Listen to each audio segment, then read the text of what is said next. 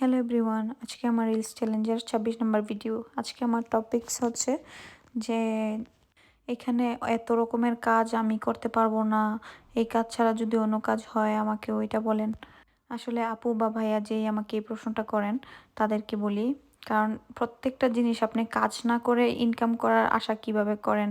কোনো কিছু না করে ইনকামটা আশা করা, সেটা কি হালাল ব্যাপার বা সেটা কি যৌক্তিক ব্যাপার? আপনার কাছে কি মনে হয় এটা আসলে ঠিক ইনকাম হবে, যেখানে কাজ থাকবে না বা কিছু থাকবে না?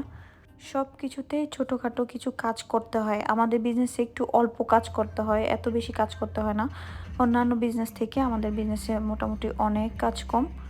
কারণ আমাদের এই বিজনেসে আছে অটোমেটিক সিস্টেম।